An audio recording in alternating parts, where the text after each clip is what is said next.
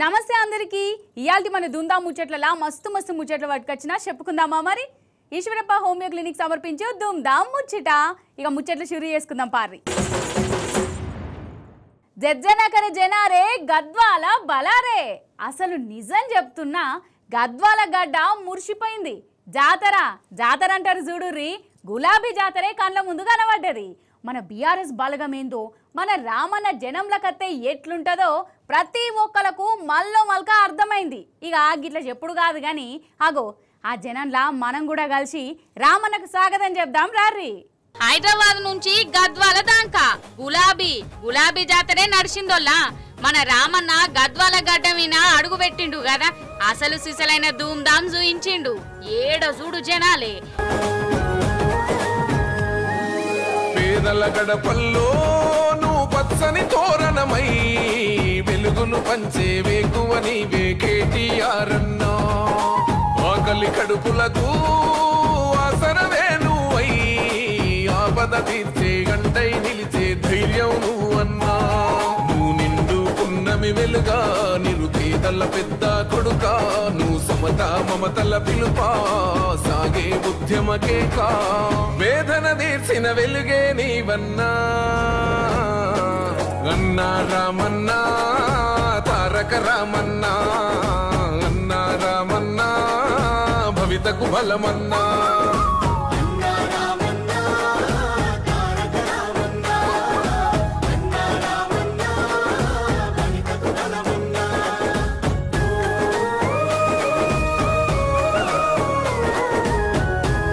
గద్వాల దాకా జనజాతరనే నడిచింది రామన్న ఎంబడే కదిలింది ఆడాడ రైతులు రామన్నను ఆపి కష్టాలు చెప్పుకున్నారు ఇక పొదుగుకి గద్వాల గడ్డ మీద అడుగు పెట్టుడుతోనే అక్కడి జనం సంబరాలు చూడాలి మీరు రామన్నను చూసేతందుకు చేతుల చెయ్యి కలిపేతందుకు ఎగబడ్డరు సెల్ఫీలు వీడియోలు తీసుకొని సంబరపడ్డరు గద్వాలంతా ర్యాలీలు తీసిర్రు సమ్మక్క సారక్క జాతరకొచ్చినట్టే బీఆర్ఎస్ లీడర్లు వచ్చిర్రోల్లా ఏ చౌరస్తా కాడ చూడు జనాలు బీఆర్ఎస్ కార్యకర్తలు పెద్ద మాలతోని స్వాగతం చెప్పిర్రు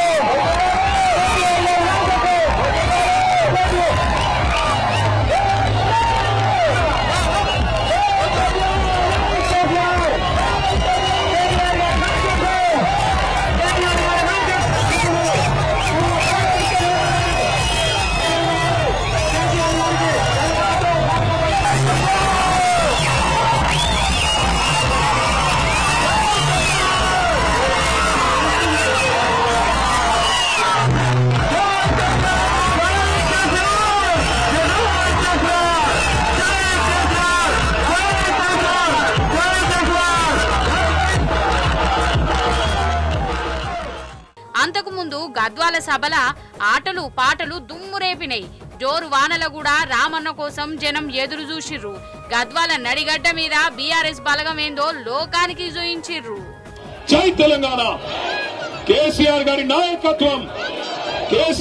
నాయకత్వం జై తెలంగాణ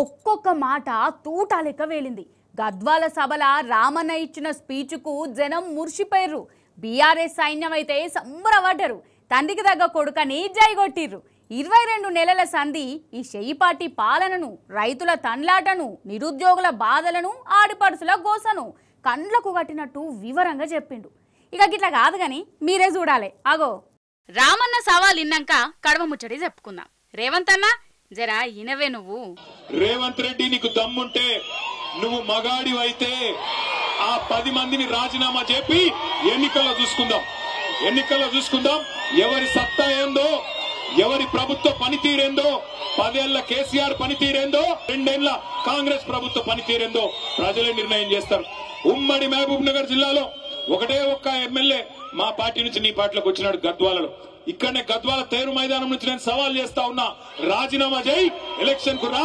ఎవరేందో ఎవరి సత్తా ఏందో గద్వాల తాలూకా ప్రజలు నిర్ణయిస్తారని చెప్తా ఉన్నా అది లెక్క రేవంత్ అన్న మరి ఛాలెంజ్ కొప్పుకుంటాడా? సై అంటాడా? నైనై అనుకుంటే గాయబైతాడా? గద్వాల సభల మన రామన్న మాటల తుటాలు వేల్చిండోల్లా రేవంత్ సార్ పాలనలా మన తెలంగాణ ఏమైందో ఎట్లయిందో జనాలకు అర్థమయ్యేటట్టు వివరంగా చెప్పిండు. 10 ఏళ్లల్లా ఎన్నడూ లేని తీర్లా ఇప్పుడే యూరియా కష్టాలు ఎందుకు వస్తుందో ఈ కరువు తెచ్చిందెవరో చెప్తుండు ఈనాలే. ఇక్కడికి వస్తుంటే ఒక తమ్ముడు అలంపూర్ కాడ బండి మీదకి అరుస్తున్నాడు గట్టిగా, గణపతి బప్ప మోరియా కావాలయ్యా యూరియా అంటున్నాడు. ఎటువంటి దినం వచ్చిందంటే యూరియా కూడా బుక్కుతున్నారు కాంగ్రెస్ వాళ్ళు, దొంగనాయాలు యూరియా కూడా అమ్ముకుంటున్నారు. బ్లాక్ మార్కెట్ లో అడ్డంగా దొబ్బుకొని పోయి రైతులకు ఇయ్యకుండా రైతులనేమో 4-5 రోజులు అక్కడ వానలో ఎండబెట్టి వానలో తడిచేటట్టు చేసి అది కూడా బ్లాక్ మార్కెట్ లో అమ్ముకుంటున్న దుర్మార్గులు. గ్రూప్ 1 పరీక్షల దాందా గురించి ఏమన్నాడంటే పిల్లల గ్రూప్ 1 ఉద్యోగాలు కూడా అమ్ముకున్నారు. గ్రూప్ 1 లో కుంభకోణం జరిగిందని గ్రూప్ 1 పరీక్షల్లో 563 ఉద్యోగాలుంటే వాటిని కూడా అమ్ముకున్నారని చెప్పి మన ఆర్ఎస్ ప్రవీణ్ కుమార్ గారు పోతే పిల్లల దగ్గరికి వాళ్ళు చెప్తా ఉన్నారు. ఒక్కొక్క ఉద్యోగం డిప్యూటీ కలెక్టర్ ఉద్యోగం 3 కోట్ల రూపాయలకు అమ్ముకొని మొత్తం 563 ఉద్యోగాలంటే దగ్గర 1700 కోట్ల రూపాయలు ఇలా దండుకున్నారు కాంగ్రెస్ నాయకులు. పిల్లల ఉద్యోగాలు అమ్ముకుంటారు, రైతుల యూరియా అమ్ముకుంటారు. ఇక బీఆర్ఎస్ గుర్తుతోని గెలిచి చెయ్యి పార్టీలకు దునికిన లోకల్ ఎమ్మెల్యే బండ్ల కృష్ణమోహన్ రెడ్డి సార్ గురించి ఏమన్నాడో ఈనాల మీరు. ఆనాడు మీ ఎమ్మెల్యే కృష్ణమోహన్ రెడ్డి ఏం చెప్పినాడు? అన్నా కాంగ్రెస్ పార్టీలో నేనెందుకు చేరతా, నన్ను చేరమంటున్నారు, అవసరమైతే రైలు కింద తలబెట్టి చచ్చిపోతా, కానీ కాంగ్రెస్ లో చేరను అన్నాడు. ఇగో ప్రవీణ్ అన్న సాక్షి, నేను ఉంటే వెంకటరామన్న ఉండే అందరం ఉండే అన్నాడు ఆయన. ఇవాళ ఏమంటున్నాడు? అభివృద్ధి కోసం పార్టీలో పోయిందంట. ఏం అభివృద్ధి కోసం? ఎవరి అభివృద్ధి కోసం? నియోజకవర్గ అభివృద్ధి కోసమా? నీ సొంత అభివృద్ధి కోసం పోయినావా? దేనికోసం పోయినావు? ఏం అభివృద్ధి జరిగింది 22 నెలలలో? గద్వాల తాలూకాలో ₹1 కొత్తగా మంజూరైందా కాంగ్రెస్ ప్రభుత్వం వచ్చినాక నేను అడుగుతా ఉన్నా. ఇక రేవంత్ అన్న చెప్పే లంకబిందల ముచ్చట్లు, మంది పెండ్లికి మంగళారతులు పట్టే గుణాల గురించి రామన్న నోటి నుంచే ఈనడే కావాలా. ఇంటి పెద్దలాంటోడు, రాష్ట్రానికి పెద్ద మనిషి లాంటోడు, నా రాష్ట్రం దివాలా తీసింది, నా రాష్ట్రం నాశనం అయిపోయింది, నా రాష్ట్రం ఎత్తిపోయింది అంటే ఎవడన్నా పైసలు ఇచ్చేటోడు ఇస్తాడా? పెట్టుబడి పెట్టేటోడు పెడతాడా? ఇక అది మాత్రమే కాదు, ఇంకా ఘోరం, లంకె బిందెలు ఉన్నాయనుకొని వచ్చినా లంకె బిందెలు లేవు అంట. అదొక్కటే కాదు, నేను ఢిల్లీ పోతే నాకు అపాయింట్మెంట్లు ఇస్తలేరు, ఎందుకంటే చెప్పులు ఎత్తుకపోతాడేమో అని భయంతో అపాయింట్మెంట్లు ఇస్తలేరంట. గిసంటోడు మన కర్మ, మన ముఖ్యమంత్రి అయ్యిండు. అందుకే నేను చెప్తా ఉన్నా, కాంగ్రెస్ వాళ్ళు నోటికొచ్చిన మాటలు చెప్పి అరిచేతిలో స్వర్గం చూపెట్టి మీకు ఇష్టం వచ్చిన వేలం పాటలాగా ఆయన 2 ఇస్తే నేను 4 ఇస్తా అని చెప్పి డైలాగులు కొట్టి ఓట్లు దండుకున్నారు. ఇవాళ అవతల పడ్డారు. నిజం చెప్తున్నా, రామన్న మాట్లాడుతున్నంతసేపు సభ దరిల్లింది. కొండంత ధైర్యం ఇచ్చిండని రైతులు శనార్థులు చెప్పిర్రు. ఎవని పాలైంది రో తెలంగాణ, ఎవడేలుతున్నాడు రో తెలంగాణ. ఇగో ఇప్పుడు ఏ యూరియా సెంటర్కు పో గిదే పాట అయిన పడతాందోల్లా. రేవంత్ సార్ను తిట్టనోళ్ళు లేరు, చెయ్యి పాటికి శాపాలు పెట్టనోళ్ళు లేరు. ఆడోళ్ళు, మొగోళ్ళు, ముసలోళ్ళు, పోరగాండ్లు ఇట్లా ప్రతి ఒక్కరు నడి రోడ్డు మీద దుమ్మెత్తిపోయేవాటే. ఇవన్నీ కాదోల్లా, మన రేవంత్ అన్న తాపకోసారి మాది ప్రజాపాలన, ఇందిరమ్మ రాజ్యం అని అంటాడు కదా. గా ఇందిరమ్మ రాజ్యంలా రైతులు ఇప్పుడు ఏడున్నారో మీరు చూడాలి పారి. కామారెడ్డి జిల్లా బీబీపేట పోలీస్ టౌన్ ఇది. వీళ్ళందరూ ఖైదీలు అనుకోగల్లా? కాదు, మన రైతులే. యూరియా బత్తాలు అడిగినందుకు రేవంత్ సర్కారు రైతులను ఖైదీల లెక్క మార్చేసింది. పోలీస్ టౌన్ కు పట్టుకుపోయి అక్కడ పోలీసులతోని టోకెన్లు వంచుతున్నది. అగో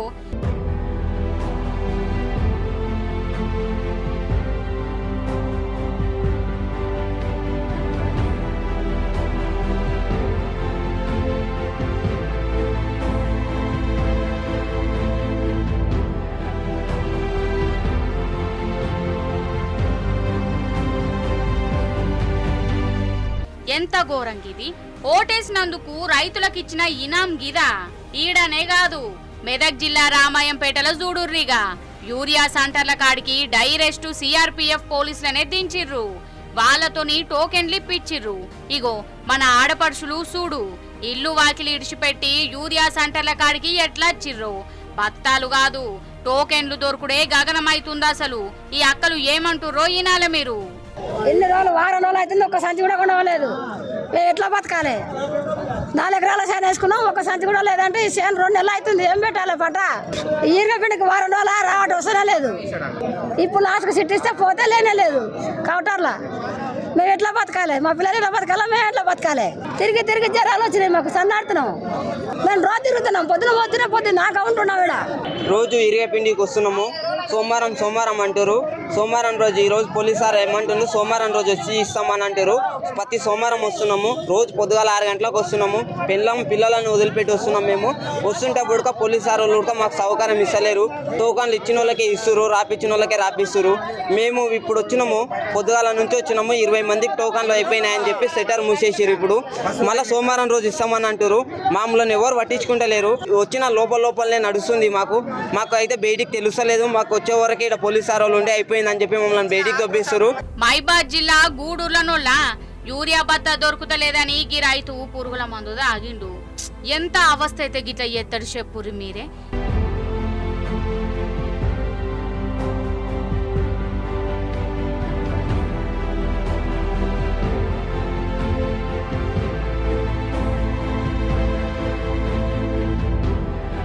ఇంకో దిక్కు పగలు రాత్రి అన్న ఫరక్ లేకుండా సర్ది కట్టుకొని మరి సంటర్ల కాడ పెద్ద లైన్లు కడుతూనే ఉన్నారు. చెప్పులను వరుసల పెట్టి అన్నాలు తినేదందుకు పోతుర్రు.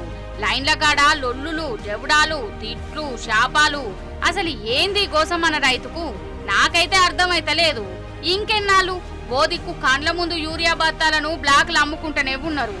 ఆన్నే ఉన్న పోలీస్ ఆఫీసర్లు చూసి చూడనట్టు ఎత్తాండ్రు. రైతులేమో ఈగో ఇట్లా ఒక్క బత్త కోసం అరిగోస పడతనే ఉన్నారు. అసలు రైతులు వ్యవసాయం చేసుకోవాలనా అద్దా? ఈ సర్కారోళ్ళు ఉన్నారా లేరా? సూత్తాన్లా సూత్తలేరా? ఇట్లనే పొద్దలదిద్దాం అనుకుంటుర్రా? ఏం పాలననో ఏమో పో అని గరమైతుర్రోళ్ళ రైతులు.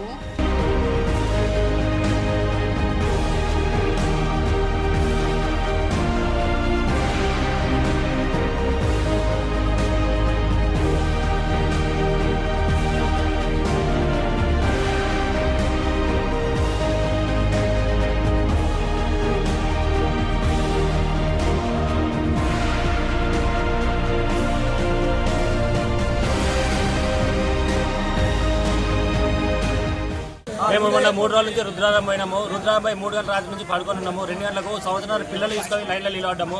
మాకు లైన్కి ఇవ్వలేదు. వాళ్ళు ఎక్కువ రేటుకి అధికంగా అమ్ముకుంటారు. 350, 450 అమ్ముకుంటారు. 560 సంచులు వస్తే 480 సంచులే మంచారు.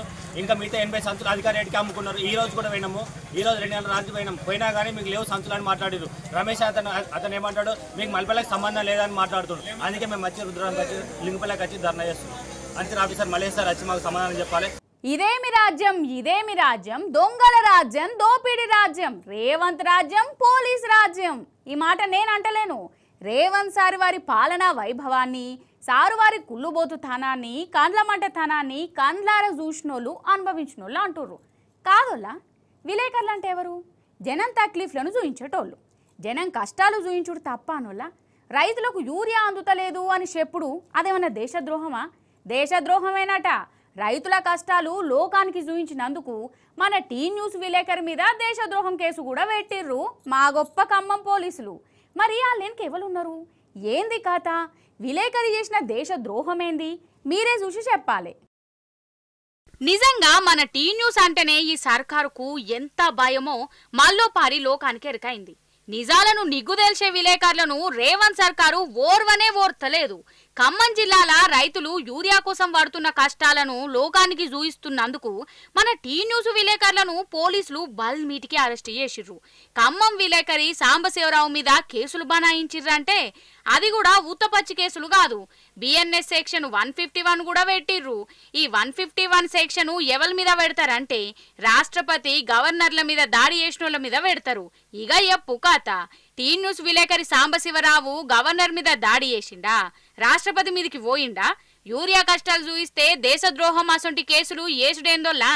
ఈయన్నే అర్థమైతలేదా మన మీద ఎంత కోపం పెట్టుకున్నదో ఈ సర్కారు? అయినాగా కేసులు పెట్టేదందుకు పోలీసులకు తెలివిలేదా అని అనిపించచ్చు. ఆడ ఉన్నది షేపాటి ప్రభుత్వం. హోమ్ మినిస్టర్ కూడా రేవంత్ అన్ననే నాయే. ఇంకేమున్నది? సర్కారోళ్ళు ఎట్లా చెప్తే గట్ల నడుచుకుంటా పోతుర్రు పోలీసులు. కాంగ్రెస్ కార్యకర్తల లెక్కనే మారిపోతుర్రాట. చూస్తుంటే గట్లనే ఉన్నది మరి.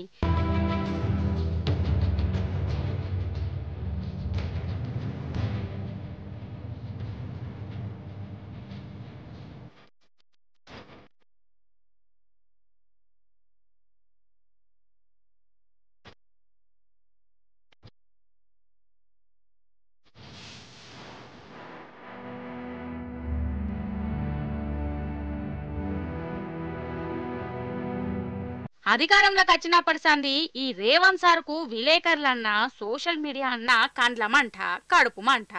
ముఖ్యంగా మన టీ న్యూస్లా జనం కష్టాలు చూయిస్తుంటే సార్ ఓర్చుకుంటలేడు కదా. అందుకే నిజాలు నిగ్గు తెలిసే మన టీ న్యూస్ ఛానల్ మీద తాపకోసారి గులుగుతాడు, ఏదో ఒక నిందెత్తాడు, బెదిరించినట్టు చేస్తాడు. అంతేనే కాదా? ఇక ఇప్పుడైతే విలేకరి మీద డైరెస్ట్ దేశద్రోహం కేసు పెట్టిండంటే అసలు ఇదేం పాలన ఎటుపోతాంది? అడిగేటోడు లేడనుకుంటుండా, ఎవడేం చేస్తాడో చూద్దాం తీ అనుకుంటుండా. గిట్లనే నిలదీత్తాన్లు విలేకరులు. ఇలా ఖమ్మం జిల్లాలో మా టీ న్యూస్ జర్నలిస్ట్ సాంబశివరావు చేసిన పాపం ఏందని అడుగుతా ఉన్నాను. ఇలా రైతాంగానికి యూరియా రాలేదని అడగడం, తెలంగాణ సమాజానికి చూయించడం, ఇవాళ కళ్ళున్న కబోదిలాగా ఎవరుస్తున్న ఈ కాంగ్రెస్ ప్రభుత్వానికి కళ్ళు తెరిపించేలా ఒక విలేకరిగా ఒక జర్నలిస్ట్గా తన బాధ్యతగా సమాజంలో రైతాంగం పడుతున్న బాధల్ని టీ న్యూస్లో చూపిస్తే ఇలా సాంబశివరావు చేసిన పాపం అదే అని అడుగుతా ఉన్నాను. ఇవాళ అదే యూట్యూబ్ జర్నలిస్టులు నీ కొండారెడ్డిపల్లెలో రుణమాఫీ కాలేదని చెప్పేసి కొండారెడ్డిపల్లెకి పోతే మహిళా జర్నలిస్టులను చూడకుండా వాళ్ళని ఇష్టం వచ్చినట్టు సాయంత్రం దాకా వ్యాన్లలో తిప్పి పోలీస్ స్టేషన్లో పెట్టి నిర్బంధించిన సందర్భాన్ని గుర్తు చేస్తూ ఉన్నాను నేను. అదే యూట్యూబ్ జర్నలిస్టుల గురించి అసెంబ్లీలో ఇష్టం వచ్చినట్టు మాట్లాడిన తీరును గుర్తు చేస్తూ ఉన్నా. జర్నలిస్టు యొక్క మాటలకు, జర్నలిస్టు యొక్క పదాలకు ఓర్వలేని రేవంత్ రెడ్డి ఇలా ఖమ్మం జిల్లాలో కాంగ్రెస్ పార్టీ అంతా కూడా సాంబశివరావుని కావాల్సుకొని ఇలా పెద్ద ఎత్తున ఇలా జైల్లో పెట్టే ప్రయత్నం ఏదైతే చేస్తూ ఉందో, కేసులు బనాయించాలనే ప్రయత్నం చేస్తూ ఉందో, దీన్ని ఖచ్చితంగా ఇది నిరసన వ్యక్తం చేస్తూ ఉన్నాం. మేము దీన్ని ఖండన చేస్తూ ఉన్నాము. కాదులా ఆలుమగలు అన్నప్పుడు సవాళ్ళు వచ్చి ఉంటాయి. అసలు నన్ను అడిగితే ఆలుమగలంటే పోయిన జన్మల పాము ముంగిసలా అయ్యింది అనిపిస్తుంది. లేకుంటే ఎందుల్లా ఏవాళ్ళ ఇంట్లో చూడు తాపకోసారి గులుక్కునుడు, ఒరుకునుడు, బోలు బొచ్చలు ఎత్తేసుకునుడు, మాట అనుకునుడు, పాత పంచాయతీలు ఏమన్నా ఉంటే అవి ముంగటేసుకునుడు, గిట్లనే ఉంటుంది. కానీ ఎంత కోపాలు పెట్టుకున్నా ఆ టెన్కి ఏం చేయాలి? ముతమని మంచినీళ్ళు తాగాలి, కోపం చల్లార్చుకోవాలి, మళ్ళీ ఆ టెన్క కలిసి ఉండాలి.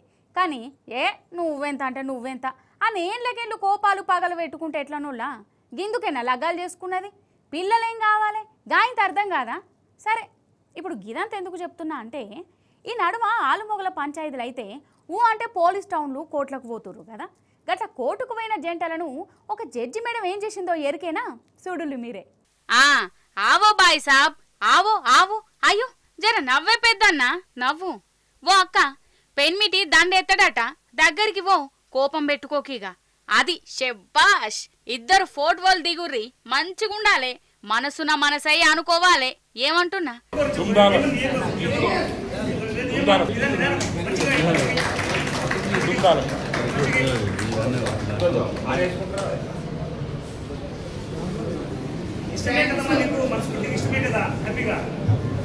చెప్పు ఏమి ఆనందం కలుసుకున్నా చెప్పు మరి ఏమి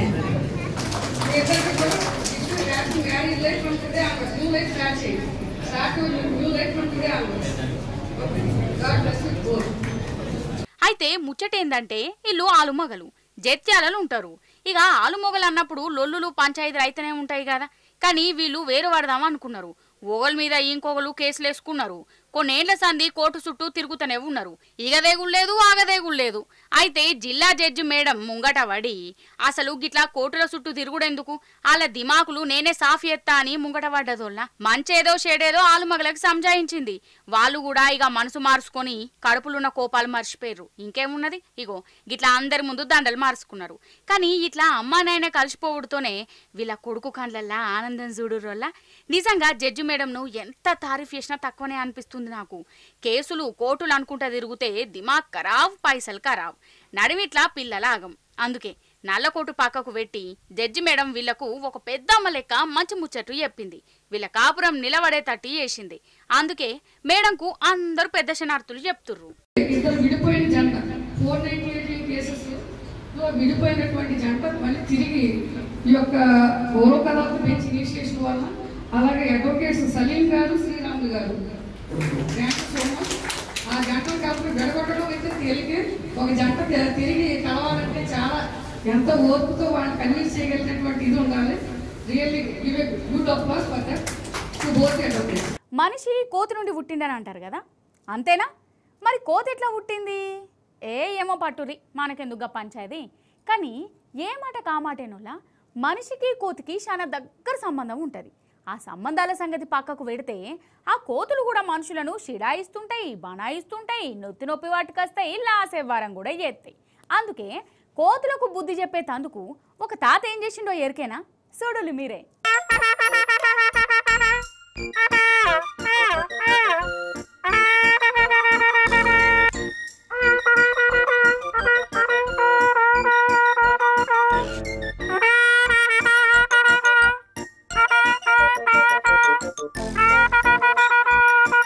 అగ్గరో ఈ తాత ఏనకట బ్యాండ్ మేళంలో పనిచేసిండా ఏంది? పీకూదుకుంటా పొలాలెంబడి పోతున్నాడు అనుకునే రాయింత బ్యాండుల పనిచేసిండు బరాబరే. కానీ ఇప్పుడు ఈ కార్యం కోతుల కోసం పెట్టుకున్నాడు. అయితే సినిమాల మన బాలయ్య బాబు ఏమంటాడు? ఫ్లూటు జింక ముందు సింహం ముందు కాదు అంటాడు కదా. కానీ ఈ తాత మాత్రం కోతుల ముందు గిట్లా ఊదుతాడు అన్నట్టు.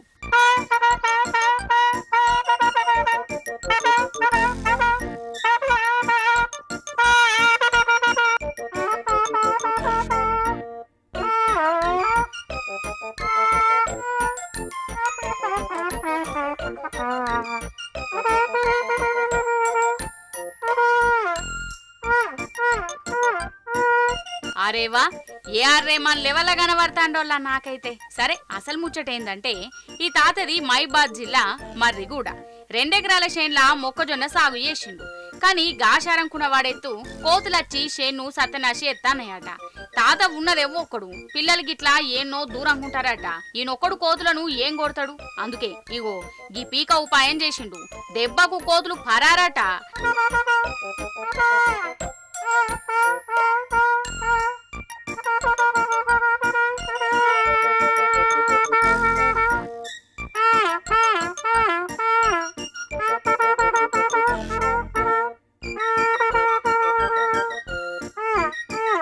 ఇడా ఇంకోటి చెప్పాలా మీకు, తాత చిన్నగున్నప్పటి సంధి ఈ ట్రఫీటు ఈయనకానే ఉండేదట.